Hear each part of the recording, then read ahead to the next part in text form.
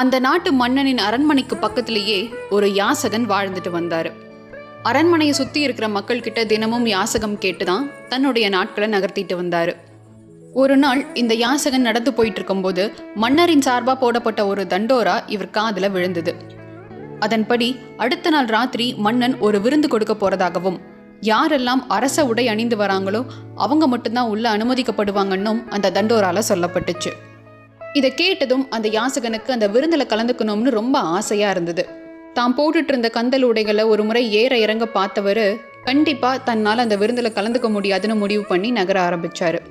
ஆனாலும் அந்த விருந்தில் கொடுக்கப்படுற உணவுகளை சாப்பிடணுங்கிற ஆசை இவர் மனசுல உறுத்திட்டே இருக்கவே திடீர்னு அவருக்கு அந்த எண்ணம் தோணுச்சு. ஏதோ ஒரு குருட்டு தைரியத்துல அரண்மனை காவலர்கள் கிட்ட போய் நான் ராஜாவை பார்க்கணும் அப்படின்னு சொன்னாரு. அதுக்கு அவங்க இங்கேயே காத்துக்கிட்டுருங்க அப்படின்னு சொல்லிட்டு ராஜா கிட்ட அனுமதி வாங்குறதுக்காக உள்ள போனாங்க. கொஞ்ச நேரத்திலேயே திரும்பி வந்தவங்க அரசர் இவரை பார்க்கறதுக்கு அனுமதி கொடுத்ததா சொல்லி இந்த யாசகனை அரசவைக்கு கூட்டிட்டு போனாங்க. அரசன், முக்கிய மந்திரிகள், சான்றோர்கள்னு எல்லாருமே நிறைஞ்சிருக்கிற அரசவையை பார்த்ததும் இந்த யாசகனுக்கு அப்படியே கொலை நடுங்கிடுச்சு.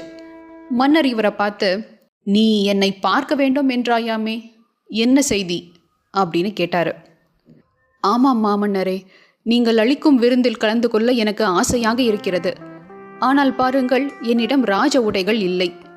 நான் அதிக பிரசங்கி என்று தாங்கள் நினைக்காவிட்டால் ஒரு விஷயத்தை கூறுகிறேன். தாங்கள் பயன்படுத்தாத தங்களிடம் உள்ள ஏதேனும் ஒரு பழைய உடையை எனக்கு நீங்கள் கொடுத்தால் அதை அணிந்து கொண்டு நான் விருந்தில் கலந்து கொள்வேன் அப்படின்னு சொல்றாரு. வெளிப்படையா இதை மன்னர்கிட்ட அவர் கேட்டுட்டாலும் மன்னர் இதுக்கு என்ன பதில் சொல்லுவாரோ, ஒருவேளை கோவப்பட்டு தனக்கு ஏதாவது தண்டனை கொடுத்துட்டா என்ன பண்றது அப்படின்ட்டு உள்ளூர இந்த யாசகனுக்கு சரியான பயம். இதை கேட்ட மன்னர் சிரிச்சுக்கிட்டே அவரை கூட்டிட்டு போய் ஒரு ராஜ உடைய போட வச்சாரு. கண்ணாடி முன்னாடி நிற்கும் போது தன்னுடைய தோற்றம் இவ்வளவு கம்பீரமா மாறி இருக்கிறத பார்த்து அந்த யாசகனாலேயே நம்ப முடியல. மன்னருடைய காலில் விழுந்து அவருக்கு நன்றி தெரிவிச்சாரு. அப்போ மன்னன், நாளை நடைபெற உள்ள இரவு விருந்தில் பங்கு பெற நீ இப்போது தகுதி உடையவனாகிவிட்டாய். அதைவிட முக்கியமான ஒரு விஷயம் இந்த ஆடையில் உண்டு. இந்த உடைகள் என்றுமே கிழிந்து போகாது, அழுக்காகாது. நீ இதை துவைக்கவோ தூய்மைப்படுத்தவோ தேவையில்லை.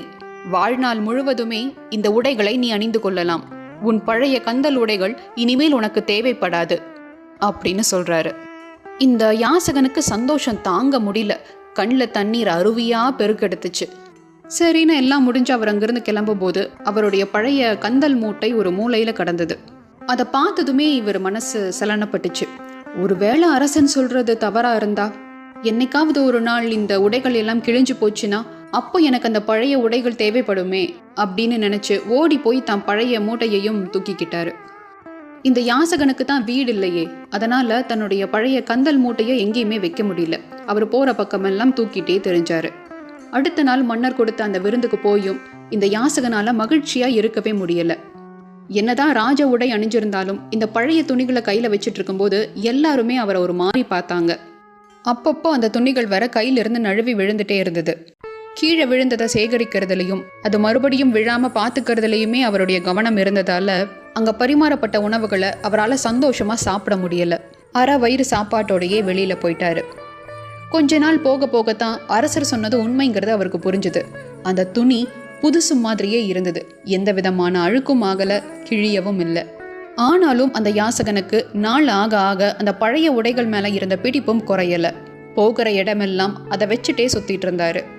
நாளடைவில் இந்த கந்தல் மூட்டையே அவருக்கு ஒரு அடையாளமாகி கந்தல் பொதிக்கிழவன் அப்படின்னே ஒரு பட்ட பேர் வந்துருச்சு. ஒரு நாள் அவருக்கு ரொம்ப முடியாமாகி இறக்கும் தருவாயில இருக்கும்போது வீதி உலா வந்த மன்னன் அவரை பார்த்தாரு. யாசகனுடைய தலைமேட்டில் அந்த பழைய துணி மூட்டை இருக்கிறத பார்த்து தான் சொன்னதை அவர் நம்பலன்னு சொல்லி மன்னர் ரொம்பவுமே சங்கடப்பட்டாரு.